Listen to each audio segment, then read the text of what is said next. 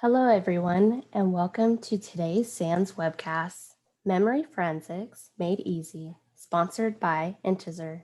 My name is Jessica Gallus of SANS, and today's featured speakers are Shaul Holtzman, Senior Sales Engineer at Intezer, and Matt Bromiley, SANS Digital Forensics and IR Instructor, who will be moderating today's webcast. During the webcast, if you have any questions for our presenters, please enter them into the Q&A window located on the control panel at any time. Please note that a copy of the slides and recording of this webcast will be made available for viewing and can be found within the SANS webcast archives. And with that, I'd like to turn the webcast over to Shaul.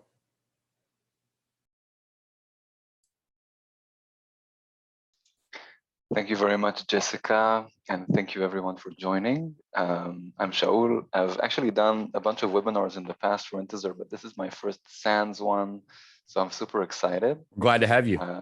Thank you so much. So the topic, as mentioned, is memory forensics made easy, because we all know it's quite difficult. And we'll start with a short introduction. I'll start with myself, and Matt, of course, will introduce himself. I've been at Intezer for the past 3 years, working as a sales engineer, helping our customers test the solutions that we provide, and of course, demoing them extensively. Before that, I worked as an incident response analyst at another company, and before that, I was in the Army, also working around cybersecurity. Mostly in an instructor capacity. I have some background, of course, in malware analysis as part of the job, incident response, and forensics. And I'll be happy to show you the solution and talk about memory forensics today. Excellent. Hey, everyone. Matt Bromiley here. Good afternoon, good morning, or good evening, depending on where you're joining us from. I think Shaul and myself are in different time zones, just a little bit. So, happy day to wherever you all are and wherever you're joining us from. We're glad to have you here. This is actually a really fun webcast, I think, to talk about today. I'm gonna hand it back to Shaul in just a moment because he's got some really good theories and thoughts on memory forensics. But this is something I'm really happy to be talking about because memory forensics has always been one of my favorite ideas, if you will, of when it comes to digital forensics, when it comes to really analyzing attacks, analyzing malware, and figuring out how attackers do what they did. Memory forensics is like one of the best stops of information. So with that, I'll introduce myself as a SANS instructor. I also work with the analyst program. I'm an incident responder. And that, I think, is a good intro to why I'm a big fan of this topic here and why I think we're going to have a lot of fun today. We are going to cover a few different topics. So if you want to head to the agenda really quick right before I hand it over to you, we're gonna talk a little bit about why memory, but Shaul's got some great thoughts before that we need to make sure we cover, and then we're gonna walk through the value of memory analysis along with manual versus automated approach, and then he's got some really great demo lined up about Intezer and how they do what they do. Now, full disclosure for everyone, I've been a huge fan of Intezer for many years. I actually did, Shaul, I'm not sure if you know, I did one of your product reviews a few years ago and absolutely loved working with it. And I've always been a fan of the approach that you take towards memory sections and how attackers actually reuse code a lot more than a lot of us think. I'm going to drop that little nugget and then I'm going to step back and say, I know Shaul's got some thoughts on memory. I'm going to let him elaborate first before we get into some of our next steps here. Shaul, what are your thoughts on memory forensics in general? Let me try to remember or refresh my memory. Sorry for the horrible joke. No, that's a great pun. I like it. It was necessary, yeah. So a bit about maybe from a personal aspect, I actually took the SANS forensics course a few years ago, and I think that's one of the instances where I understood how strong memory forensics is and how much information you can find in memory and how attackers, of course, take advantage of that, and we'll talk about that. But working at Intezer, catering primarily to incident responders and SOC teams, I was surprised to see that in the real world, not a lot of people do that. Like, not a lot of people actually do memory forensics as part of the incident response process. And trying to understand why, I pretty much understood that no one has time for that because it's so complicated. Where people actually do use memory forensics, from just my experience, and I'm sure Matt, you have a lot to add about that as well, is if there needs to be any legal investigation and evidence needs to be presented before a court of law. Of course, there must be extensive forensics in order to make sure that there was no tampering with the evidence, etc. And you have a lot of dedicated work there. Another place is more of the extensive malware research that is done for people who actually have time to reverse engineer and run the different volatility plugins that we'll see soon and break everything apart. Now, incident response is a whole different story because you have very limited time. You have a lot of other stuff to do. And if for any incident that involves a Windows machine, a Linux machine, you're actually going to do memory forensics, well, you're going to tackle about one incident per week at best. So it's not practical, right? Yeah.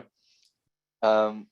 And it made me personally sad because it's super fun. It makes you feel like you're an actual detective, in the digital world. And at Intezer, we try to find a way how to use our technology, which Matt told you a teaser about, how to use it to improve that process, to make it more bearable and easier, and even automated at some point. Yep. Yeah. Joel, I think Joel brings up an important point for everyone as we talk about memory forensics and the need for it. He brought up perhaps one of the best forensic arguments for memory forensics is when you're investigating cases, especially if you're in that law enforcement angle, or, I don't want to say lives literally hang in your analysis, but there are some cases where, depending on what you're dealing with, digital forensics ends up being the deciding factor or the smoking gun, for lack of a better term. I think it's important to understand how this works, number one. But number two, as Shaul mentioned, it's that forensic process that goes into it, that methodology, that detective nature that goes into it, that makes it a lot of fun. But manually, it can be a very, very cumbersome process that, quite frankly, just takes too long. And for that reason, it gets left aside. Now, when I teach classes, and Shaul, I don't think I've shared this with you yet. When I teach forensic classes, I actually reference, now this is very old, and I actually encountered an individual once who wrote this. So I don't mean anything by this because the times have changed, but I reference sometimes, and I have a screenshot lying around somewhere of an old law enforcement computer forensic manual of what to do when you seize evidence. And the first step was to photograph the computer. Step two was to unplug it from the wall. And that was kind of the way it worked. Now, I know we've changed since then. I'm not throwing shade to anybody. I know we've changed, but I know that it's kind of been, unfortunately, disregarded as a common forensic practice for a lot of folks. And a lot of organizations never really picked up the baton from there. It's kind of been, well, this is the way we've always done things. Disk forensics has always given us enough. But unfortunately, as we're going to see today, there's actually more in memory than you can possibly imagine from an investigative standpoint, not just malware, but other key factors as well. So I don't know if you're ready to head to the next slide or not, but we're going to go back and forth a little bit and talk about why memory. Why focus on memory? Hey, Matt. Hey, Shaul. We've got all these great automated tools out there. We've got network detection, endpoint detection. Why on earth would we spend time performing memory forensics anymore? What for? What's the reason? And I don't know, Shaul, I'll let you take this one away first.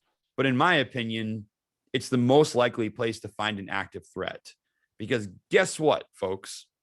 You're relying heavily on those EDRs and those various detection tools. Guess what the attackers are doing? And we've seen this in multiple incidents over the past year. They're finding ways to evade those defenses. Oh, you have defenses at your perimeter? Cool. I'll take advantage of your trusted supply chain. Oh, You have certain malware detections on. Cool. I'll roll in and I'll live entirely off the land and take advantage of everything built inside of the Windows operating system, which you're likely not looking for. Most modern malware, and I'm reading the second line down here, most modern malware and exploits find a way to load executable code in memory. This, I think, is the biggest deterrent for only disk forensics, for only disk analysis. Attackers are finding ways to leave very, very minimal disk footprints, if any at all. I won't say none, because even malware in the registry, which is sometimes labeled as fileless malware, it's still in a registry hive, which is on the disk. But I'll simply say active threats, ongoing threats, modern threats, updated pieces of malware. Memory is the only place to find them. That's where they like to live in the most, because they understand the volatile nature of that memory space. So anything to add on to that? And I'll let you hop into kind of the IR add-on as well. Sure. So, and thank you for that. Also, before we dive in, I want to differentiate two different types of memory forensics. So you might have really the detective style forensics of trying to understand what a person did, or whether there was a leak of information from the company. There might be evidence on someone's machine, and that's really following a user's behavior, which I think is even harder because you don't always know what you're looking for. In the case of incidents with malware, it's, as you said, simply the most, it makes sense. It makes most sense for malware to be there. So if different kinds of malware were executed, some were fileless, some were not, all of them will leave trace in memory if they were executed. Otherwise, they're just static files on the disk that can't do anything to anyone. So if we only find disk evidence, either we missed something or the malware never ran. So if we'll find something somewhere, it's going to be in memory. And as you mentioned, it's only going in that direction more and more, to the point where the disk is not that relevant for incidents. Perhaps in finding different persistence mechanisms, but that's all in collaboration with whatever is happening in memory. Usually there's a constant network link or periodic network link that you get commands through, and everything happens in runtime. So of course, attackers try to evade using the disk because a lot of classic solutions like antiviruses, for example, only look at files that were dropped on the disk and don't really take into account what was executed in memory. And a lot of malware today simply avoid the disk entirely. Now, there can be a lot of different pieces of information we can gather from memory, and we'll go over them in a moment. But what can you get out of memory forensics? So first, let's say you have an incident in the organization. It usually begins with some sort of trigger. That might be a behavioral trigger, some antivirus, EDR, firewall, IPS alert that starts you on that path of investigation. Usually it can be, some network activity, some behavior on the endpoint, but eventually it all leads to that endpoint, to that machine. Even if it's some network communication aspect, what's making that communication and where is it communicating to? All of that can be found in memory. So we'll find that initial machine and we need to understand what's creating that communication. It must be some kind of process in memory. So when we look at that kind of scenario, first we need to understand, is there an attack? Is there an infection or not? And that's, of course, what we call triage. We need to understand if this is a true positive, a false positive, and whether it's urgent for us or not. We need to have some sort of initial analysis in order to continue our work. And that's, I think, one of the main challenges that we face, to get some quick insights from such a complicated space. Now, once we have that, of course, we need to understand what happened in the series of events. And the memory, of course, has a lot of timestamps, and timestamps help us build a timeline and understand what happened when. So if we find different artifacts in memory, we need to understand if they're all connected as part of the same attack.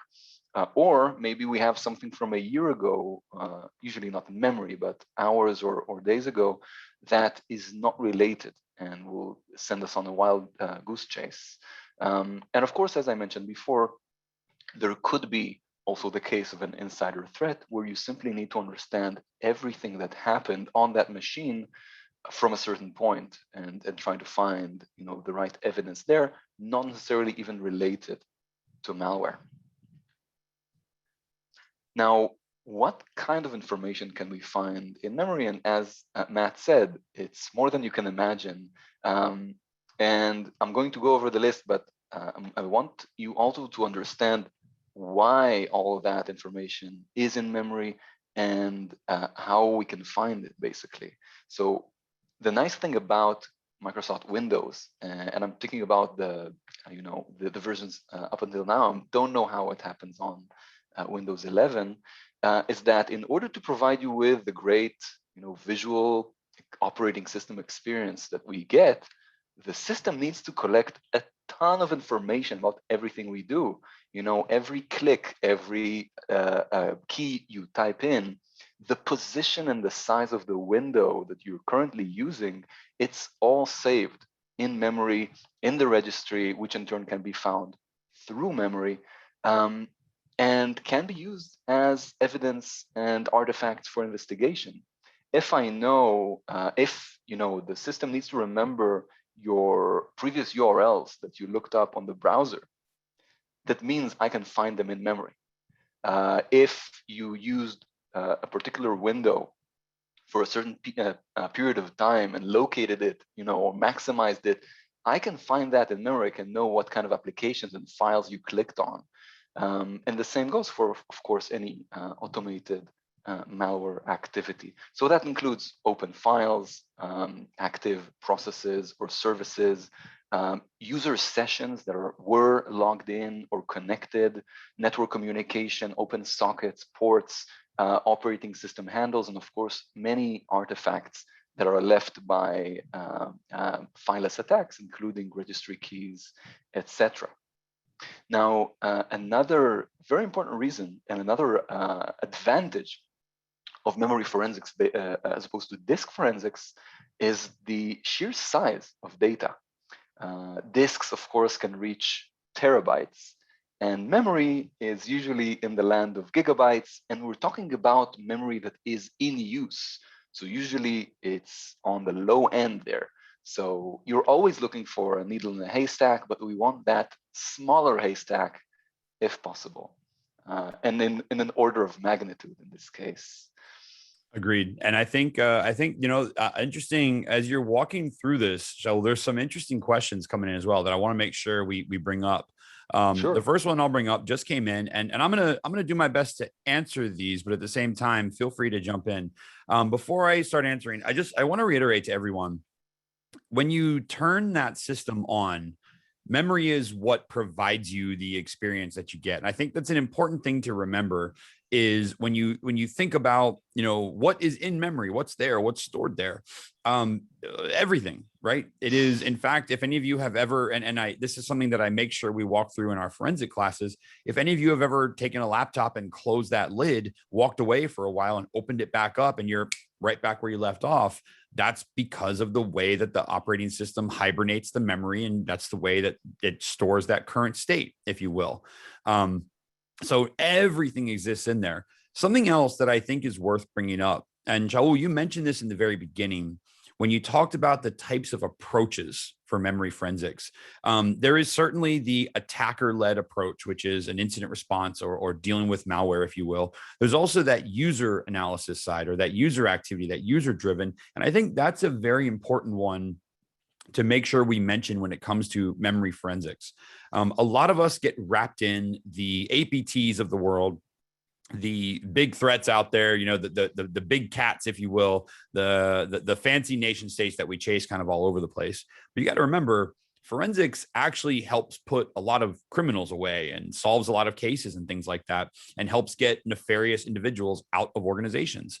And it's memory forensics that offers, I think, some of the best advantages to find that.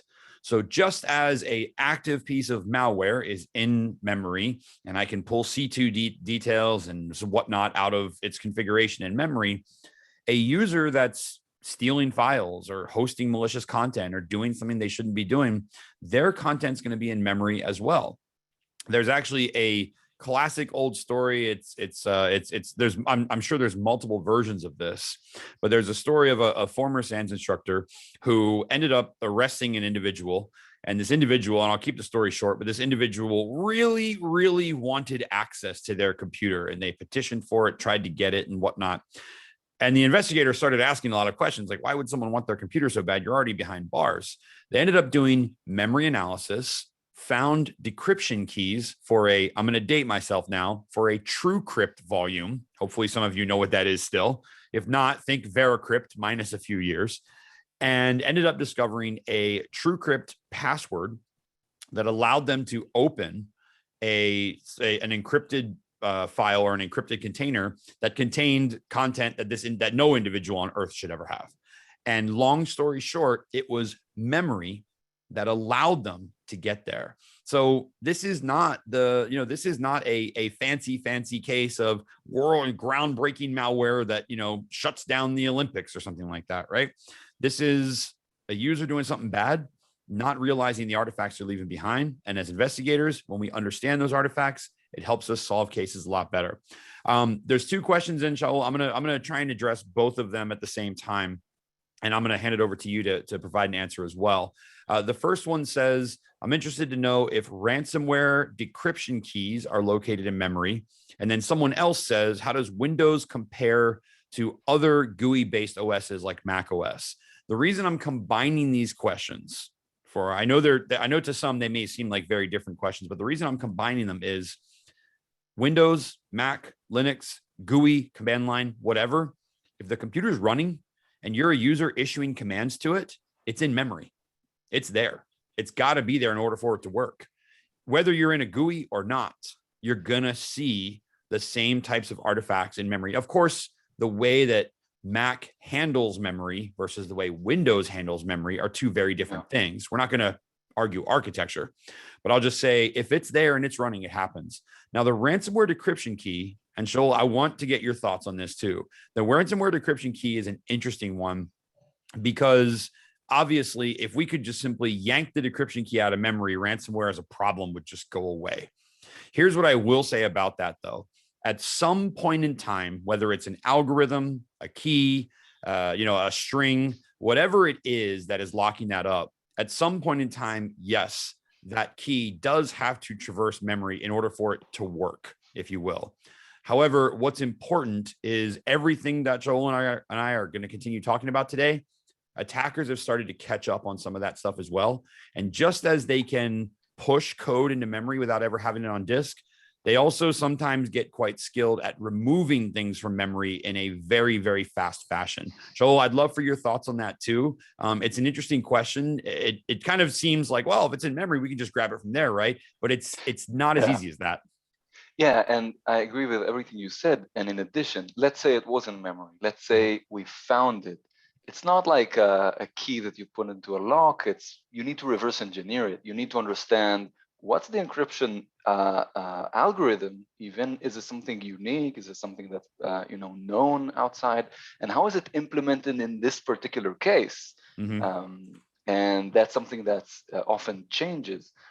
So it's not only getting that, it's also understanding how to use it and how to decrypt that ransomware.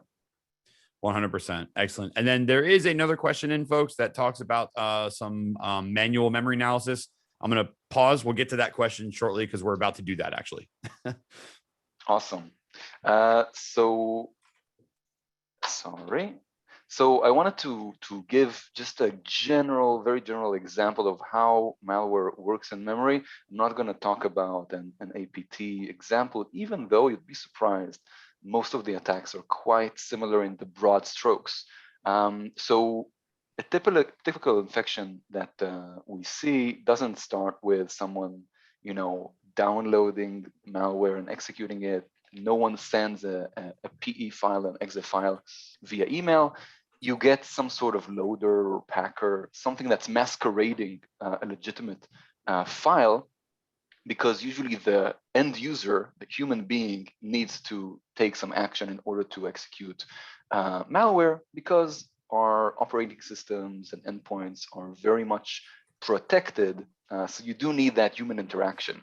So let's say you got a Word document, a PDF, whatever, via email, you downloaded it, and it has some malicious a process within it. It's armed, basically. So once you open that document, there needs to be some action that triggers the download or execution of a malicious artifact. Usually that could be a macro. It could also be an actual exploit that takes advantage of a vulnerability in your Adobe Reader, for example. But at that point, a payload must be dropped on that endpoint, that victim. It could be decoded from, a hard-coded payload within that file. It could be downloaded from the CNC server and then executed on the machine. There usually is a stage where a file is dropped on the disk, but it doesn't have to be that way, as we mentioned. So you might see a dropped file, you might not. And anyway, we won't see it because we're analyzing memory. Now, once that file drops or something executes, the process basically of the malware loads into memory. There are many, many, many evasion techniques. So you usually won't see, malware process in your task manager. Of course, it will inject itself or try to copy or masquerade again as something legitimate. So it might call itself by a name that is one of the legitimate processes, or actually replace the memory itself of a running process like SVC host, for example. That's a very common technique. And of course, once the malware is loaded into memory, it needs to do something. Now, what does it need to do? Whatever the operator commands them to. So it might be lay low, or execute yourself, achieve persistence, install yourself, execute tomorrow, and ask me again. It might be spread to the next computer because this is, just my way in and I need to laterally move and find myself in my target. And of course, it could be taking the action and the objective, which could be leak data, crash the system, or penetrate even deeper into the organization. At any of these stages, of course, an attack can be detected. That's classic kill chain, but we're talking about the later stages when the attack is actually in memory. If we're talking about a situation where an endpoint is infected, we're by definition talking about something running in memory. If, again, there's something on the disk and it's not running, it's not infected. It's potentially, at risk. Also, a few words here about how do we actually start the investigation, because I'm not sure exactly if everyone in the audience are extreme forensicators. So there are a lot of ways to acquire memory in order to actually investigate it. So a few words about that. One way is what Matt mentioned earlier. When you close the lid of the laptop and you go into hibernate, all the memory is actually saved as a file on the disk as c-hyberfill.sys to the computer's usage later when it spins back up. But of course, you can extract that file and analyze it. Everything is there. There can also be, a physical copy of the RAM drive. And I think that's the best way, which is, of course, not practical in most of the cases. And there are many, many, many tools that can dump memory very easily. In our demonstrations, which I think are on the next slide, we'll start with memory dumps, and I'll also show you what we can do for live machines. Excellent. All right. So I'll start walking through this first one. Now, the reason I'm going to bring up this other question that we have right now, we've got an individual who asked, I pulled an image off of a VMem file and converted it to a RAW. However, I could not run any of my memory analysis tools against it. First thing I'm going to note for that person who asked, you don't necessarily need to convert a VMem file depending on the operating system. You can actually just run against it. So try the original file, number one. Number two, make sure you understand the operating system and the architecture of that memory as well. That's going to be one of the more important matters of it.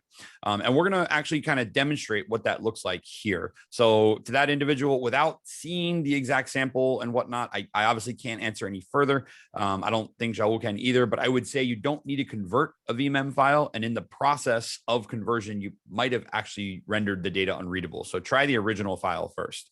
And that's actually what we've got going on right here.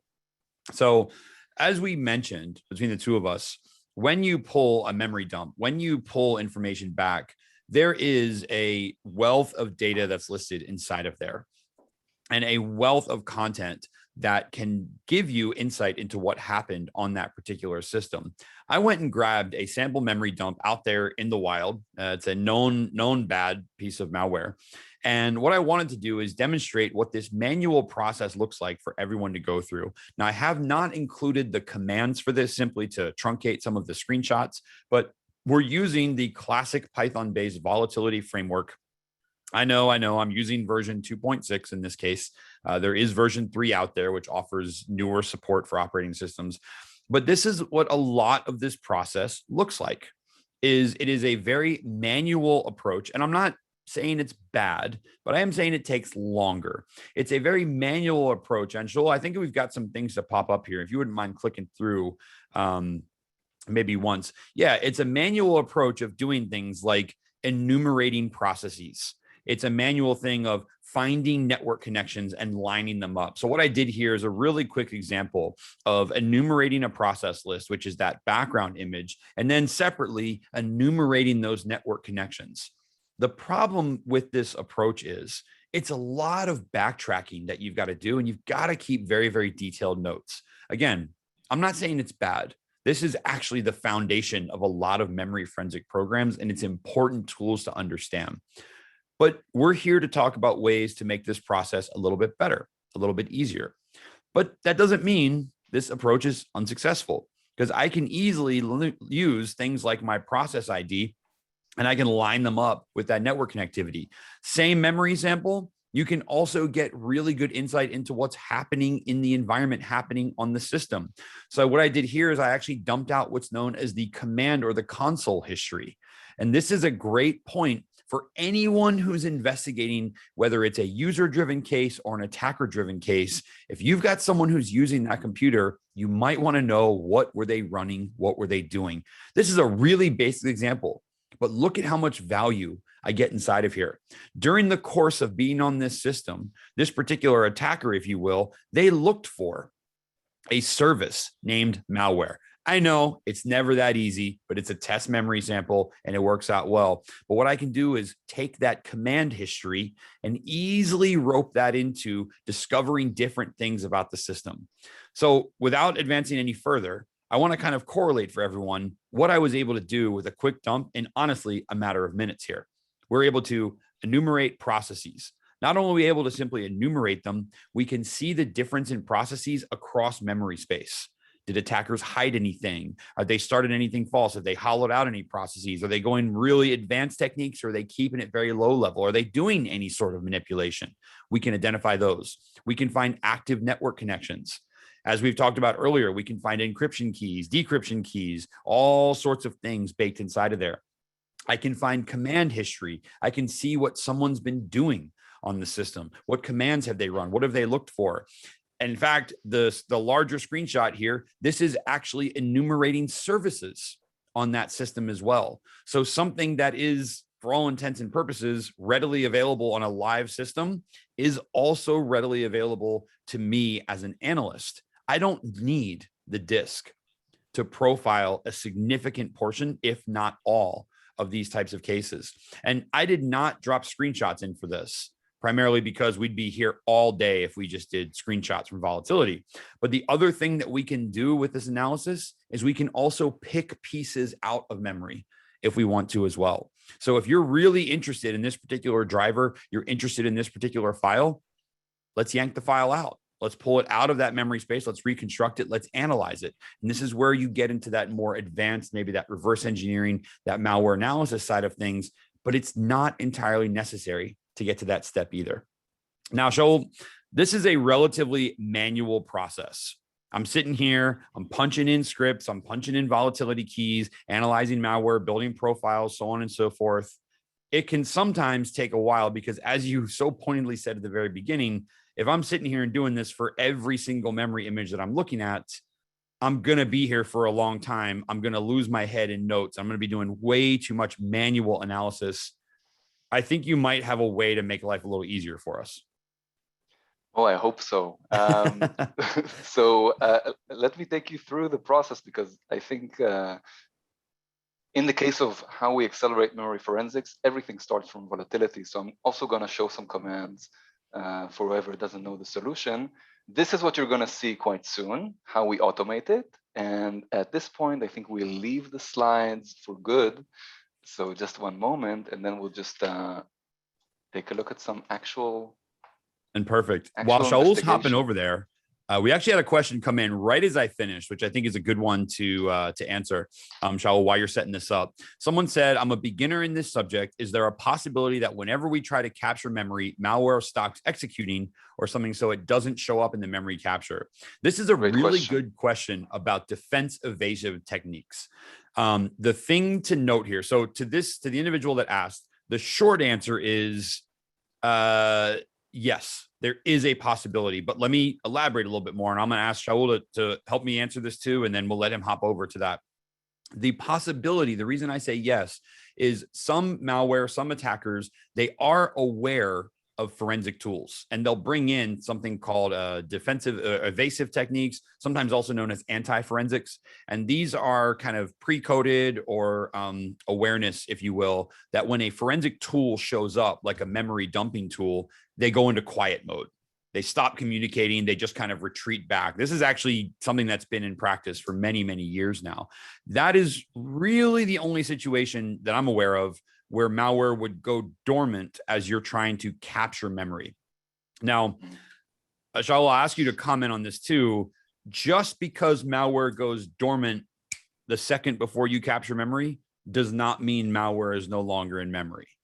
This is likely something that would need to happen hours or days before in order for there to be zero artifacts left in memory. If that's what you're asking. How do I go to zero artifacts? You need time. You need a lot of other computer noise to override memory space. Otherwise, anti-forensic techniques are hardly such if they're done right before something happens. Yeah, I agree. And also if we're focusing on binary artifacts, which we will do in this demo, it is easier. You just need to remove that process from memory, and then you do need to find a way to start that up again. And still, if you're looking at specific memory acquisition tools, it's very easy to avoid the evasion. But there are the extreme, advanced malware that can really analyze the actual API call of, dumping a certain process. Usually, if I'm not mistaken, that would be more of the nation-sponsored APTs. Mm-hmm. But it never ends. So there was always the anti-evasion. So yeah, we'll do our best. It's a cat and mouse game, but we're pretty good at keeping up. All right. Yeah. So I want to see what you got lined up here for us. Let's do it. So if you can see my CMD screen, and behind that, the browser, I've got the volatility command lined up, looking at the following memory dump. So as you can see, to whoever asked the question, this is vmem and it works. And what I need to do for volatility is choose a plugin. Basically, what do I do with it? How do I investigate? So just as an example, I can enumerate the processes with PS list. I can look at the network connections, and you can see it's quite fast for each plugin, and it's just a matter of choosing what I want to do.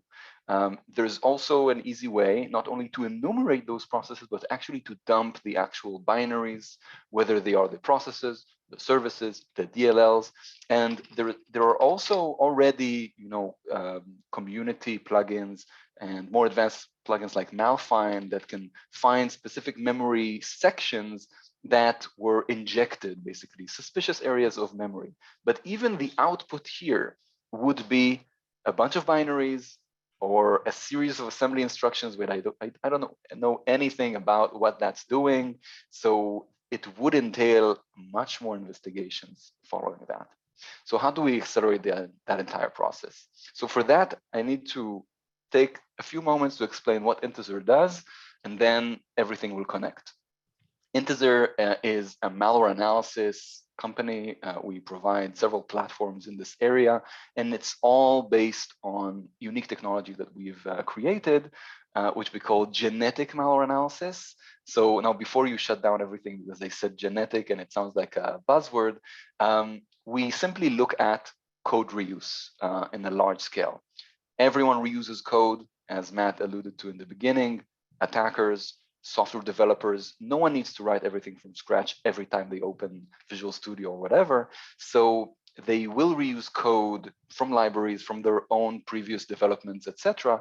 And that's exactly what we look for at Intezer. We've created a huge database of billions of sequences of assembly code, similar to what you see here from Malfind, and we categorize them based on their origins. So if we saw code only in specific malware families, that's the classification it gets. The same for trusted software, libraries, and anything else. And now when we analyze a new file, we just need to disassemble it, extract those pieces of code, and compare them statically. And that's it. That's how we can classify threats, find new variants of APTs based on their code reuse.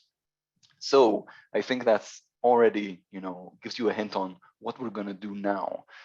So first things first, if I could extract all of the binary data from a memory dump, and that includes the processes, the injected pieces of code, DLLs, etc., I could then analyze them with Intezer to determine what code there is legitimate and what's not. And that's exactly what we did. So as I ran malfind and pslist, I could also run proc dump and DLL dump to dump those processes locally and then analyze them. Luckily, I don't need to do that manually. I can just type in Intezer, which is really a dream come true for me. I was really happy when we released this feature. Now it's determining the profile based on KDBG scan. The profile is what we mentioned before, the operating system and the architecture of the dump. It needs to know that in order to know how that specific dump is, how to parse it. Now, once it does that, I could of course tell it the profile, but I wanted to make it interesting. We simply run existing volatility plugins like procdump, malfind, DLL dump, and upload that automatically to Intezer. What we'll get is an entire analysis of all of those binaries and where that code was used previously. So while that's running, you can see I've already done a bunch of memory scans before to show you as many examples as possible. So I'll get into an existing analysis, and you'll also see live when this scan finishes. So this is the analysis of the dump that Matt showed previously. And what you can see here is a list of binary artifacts, basically PE files that we identified as processes in memory. And you can see some of them are identified as malicious based on their code. Some of them are unknown. Maybe they don't have enough code or the code wasn't seen before. And most of the code is trusted. That's usually what we'll see because anything you do in memory, again, the needle in the haystack, the hay is trusted code. So you see a lot of Microsoft code and you see here the level of connection. That's classic, Intezer analysis. And here, we see a very clear foreign named malware, some kind of Trojan, I assume, and we can see the malicious connection here. Now let's see the process tree. So where does it load? So we can see several different processes that this malware hooked itself onto. So it just shows us that it's not only a matter of running a process. You need to achieve persistence within memory. So we can see that it runs through the Explorer process, but we also see a lot of other processes like Adobe Reader, like LSASS, like SVC host that also loads the same DLL that is found to be malicious. So what you see here is classic for the triage use case. I want to get a quick analysis, quick verdict, and understand what to do from now. So now I have a process, I have that DLL, and I can start analyzing more and more data in order to continue the investigation. I can scan other machines, etc. And all of this is done from this memory dump that was simply analyzed. Here in the CMD screen, the analysis or the extraction of code was already finished. And if I go back to the page of active analyses, I actually see that the analysis I just ran already finished. So it took about 2 minutes. Now, just compare that again to the manual process of extracting data and looking into it. I find it very exciting. That's a lot faster than I did. Quite. So it really depends on the case, but there are many instances where you would need to analyze memory dumps. And if not, even if it's not finishing the entire analysis that you need to do, it can focus you quite fast. So within a few minutes, you can know, oh, that's the process I need to look into. Let's run this volatility plugin now only on that PID. And then let's understand more and more information. And of course, we are looking to expand the analysis here as well to collect more and more information that can be useful. Let's see other examples. So we can see some here are memory dump analyses, some are live machine analysis, which I'll explain shortly. So we have a Mimikatz example, a WannaCry example. I don't want to show too many examples so you won't get tired. But you can see in the Mimikatz example, this is a live memory analysis that I personally ran. And you can see that there's almost 1,000 trusted binaries. No one has the time to do that manually and to classify 1,000 binaries. And one of all of the binaries that were found is classified as Mimikatz. And it's very clearly executed through Explorer. So you know I double clicked it. So you can get all of that information for any type of process and malware to quickly triage and understand what you need to do. Intezer, except for that, also provides you with information about the threat, code reuse information. So where was this code seen? You can also see the actual coded assembly if you're really into it. And of course, all statically extracted data like strings, which are very informative for ransomware cases, and any TTPs and the capabilities that can be extracted and detected statically. So this is what we do for memory dumps. And I believe it's a very important process for incident responders because it can simply give them, the initial information they need in order to do their work. In addition to this entire process, you don't always need to take a dump. Like if you have a live machine that's currently infected, taking the dump will by definition lead you to lose some of the artifacts. So even if you're taking and that's I think the best case, if you're taking a physical copy of the RAM drive, most likely you'll barely lose anything.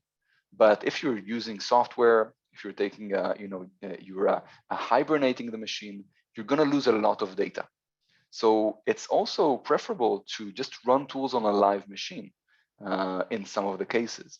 So in those cases, Intezer provides what we call an endpoint scanner, which both does the acquisition of the memory, only the processes that are currently running. We don't need to take an entire dump of the memory space. And then all automatically uploads.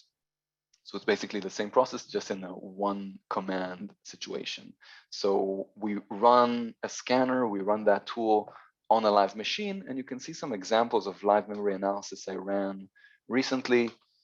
So you had that Mimikatz example, that's a live machine, and you don't always have to have infected endpoints. It's also very, very important to have the ability to say this machine is clean. This machine is not currently infected, doesn't have any malware in memory, and that's what we show here. Everything we found here is completely legitimate. Dell Intel, Microsoft. And again, they share code. That's how we can classify them as well. So that is the general gist. That's the general process. We had a very long, I think, intro to a very simple process. Of course, you can also upload files to analyze them specifically. And here you just get the same thing at a much greater scale. Agreed. No, I think Shaul brings up, hopefully for those of you watching here, hopefully first off, you found efficiencies in the process he walked through, number one. Number two, I am really kind of blown away whenever I do analysis and Intezer gets involved. I am really blown away by the amount of shared code. So I want to just spend a moment as maybe an outsider. So I'll spend a moment and talk about that genetic analysis, that shared genetic analysis, because this took me a minute to get my head around. I want to make sure our attendees get this as well. Certain pieces of code that achieve a particular function or whatever it may be. What I usually do is when I teach forensics to folks, I teach them kind of from this angle. I say, if an attacker is going to bring in a capability, right? Let's say they build a piece of malware and they want to, have that malware communicate outbound, right? They need to bring in the networks. They need to be able to utilize the network stack of the system.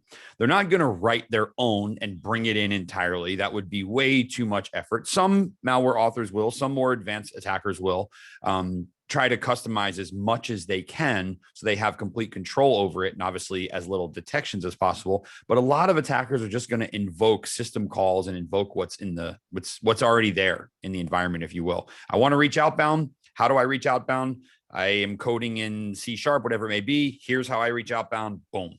My malware communicates out. On the surface, that's very simple. In the background, there's a whole bunch of operations that have to take place from the computer's perspective. There's shared libraries, there's shared code, there's built-in things, there's add-ins, there's all sorts of functionality that simply falls together so that someone can initiate a C2. Well, this is all great and true, but then start to multiply that by the amount of malware that's out there and the amount of threat actors that are out there. They're not going to rewrite the same calls, the same functionality again and again, especially when we're in a world that malware and attacks, things like ransomware and whatnot, are all done from a marketplace perspective. Meaning, if I want to implement a piece of ransomware that, does XYZ functionality, communicates outbound to my C2, a lot of attackers these days, they're going to go fill out a form and they're going to receive a sample that they just used to deploy. That is an advanced, sophisticated attack. Unfortunately, a lot of code works that way. Think about some of your more nation states as well. And you'd be very surprised to see how much nation state overlap there is. If I'm working in a particular team and I need to code a piece of malware or write an implant or whatever it may be, and so fellow colleague over the other side of the table has already written a great network stack, why would I write my own? Just bring it in. I've got access to his code. He's got access to mine. I'll just bring that in. And you got find, a deadline. Yeah, that I should say that's the more important part. You have a deadline too. So which functionality do you want to get right? Do you want to get the covert side right or the comm side right? Sometimes they pick one or the other. And what happens when you do analysis from this angle, and this is what I love about this takeaway, is you get to see those code overlaps. You get much more insight into something that you may not have had before. So I want to make sure everyone, because the gene analysis, I love it from a memory perspective. I hope everyone's kind of taken that on and understands that key advantage there. Shaul, we've got some questions. I know we've been answering live as we've been going along. One has come up that I think I might have to throw right over to you. Mm-hmm. Someone said, I noticed when you ran the Intezer plugin, there was no profile specified. Yeah. Is that something automatically detected now with newer volatility modules? I'm going to offer the volatility answer, and then Shaul, I'll let you offer the Intezer volatility answer as well. From a volatility perspective, for this person asking the question, depending on what version you're using, if you're in, I think version 2, you need to specify the profile unless it's Windows XP SP1, which is like the default profile. Version 3 is a little smarter in which it can discover profiles. But Shaul, talk to us about the Intezer plugin. So first, The plugin itself has nothing to do with the parsing of the memory dump. That's all Volatility. We simply take the output and analyze it and get you the result online. And exactly as you saw, I didn't specify the profile, and it ran what it's called a KDBG scan. KDBG is, I think, a specific area or table in memory that can help identify that kind of information and guess basically what the operating system and architecture are. But it's always best to specify. So forgive me, because it just makes it faster. With the Intezer scanner, that doesn't have anything to do with volatility, that just does everything from end to end, we identify it dynamically, the operating system. Awesome. And then for anyone watching from the volatility side, I'll make the comparison between the two. A lot of you are probably used to getting a memory dump and running image info, which I think is that kind of first initial thing. Image info will analyze the memory image and do its best. And honestly, I say do its best. It's right 99% of the time, but it does its best to suggest a profile. You might notice that the output of image info literally is suggested profiles. And you need to compare against the service pack and the OS levels and whatnot. And then you need to understand a little bit about the system as well. Windows, 10 and Server 2016 look a lot alike in a lot of memory space, but there are some key differences that helps that understand. KDBG scan, which is what Intezer runs kind of behind the scenes, is a positive identification of the correct profile, and it does so via the KDBG header address in memory. So it's essentially the same information. And again, I'm high leveling it here. It's essentially the same information. They approach the memory a different way. KDBG scan just happens to be a lot more, I guess, more granular and therefore correct more often, which again is, it's not that image info is bad. It's just a more targeted way. Maybe that's a better way to describe it. It's a more targeted way. Also, I think that if it doesn't find it, it just brute forces all of the possible profiles. There we go. Yeah. That's another possibility that's another great feature of it as well. Now, one thing I will note for anyone and again, we're in the very initial stages here, everyone. We're just figuring out our system. Image info output will be very succinct. I believe KDBG scan, if you just run it regularly, will actually give you output per core, I think. So it might get, you might have a longer output. I'll have to double check that, but I know it's a lot lengthier than image info. And while we're on the topic of Intezer plugin, I got one more for you, Shaul. Can the process be automated to scan assets on a regular basis? I'm assuming they're referring to some of the processes you walked through from an analyze perspective. Yeah, short answer, yes. Long answer, preferably. Longer answer, we have a REST API, very simple to automate everything. You just need to run one tool basically on the endpoint periodically, so it can be implemented in a bunch of ways. So talk to us and we'll hook you up. Awesome. I like that. That's a solid answer. All right, we had one more come in, which maybe I won't say we didn't cover it, but it's definitely an important one to bring up. And it's, between the two of us, do you have a preference for a given memory acquisition and analysis tool, which I see as two questions.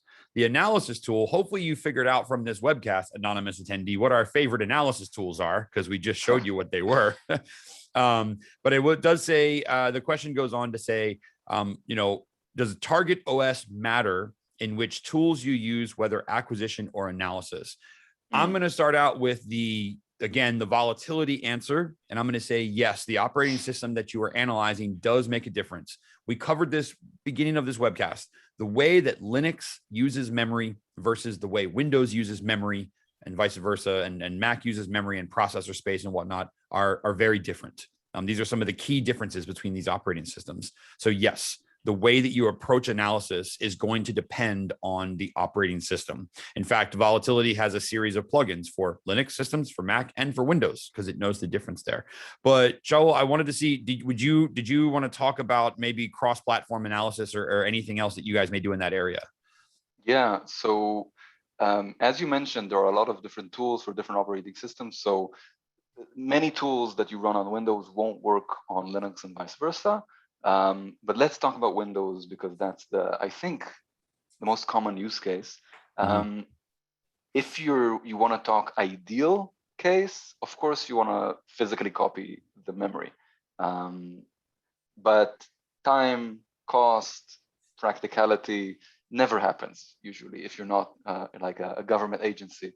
And then from then on, you can either use built-in mechanisms that you can crash the computer, get a blue screen, you get a crash dump. You can hibernate, you get a hyperfill.sys. Or you can use any free tool. I wouldn't pay for it, to be honest, because you have so many great tools that work, even though they might cause the occasional blue screen of death. I personally use dumpit exe. This is fast, just fast. Yeah, and for Linux and others, I'm actually not sure, so sorry. And another thing, memory acquisition, if you want to do the analysis and the acquisition quite fast, use the Intezer scanner. Excellent. All right. Well, great recommendation, great advice. Thank you so much. I will appreciate that. And we are right at time. I hope everyone enjoyed this webcast. Thank you so much for joining us today. Shaul, thanks for letting me join you on this journey, talking about memory forensics. Hopefully we had a lot of great questions. Everyone who joined us threw questions our way. I hope you got a lot out of this. Highly recommend going and checking out that plugin. A lot of fun. Check out Intezer Analyze. Really, really great platform. Provides some really cool insight. Jessica, I'm going to let you take us home. But on behalf of Shaul and myself, thanks again, everyone, for joining us. Fun webcast. Glad to have you here. All right. Thank you so much, Matt. So that's all the time that we do have for today. Thank you to Matt and Shaul for that great presentation, and to Intezer for sponsoring this webcast, which helps bring this content to the SANS community. To our audience, we greatly appreciate you listening in. For a schedule of all upcoming and archived SANS webcasts, including this one, please visit sans.org/webcast. Until next time, take care, and we hope to have you back again for the next SANS webcast.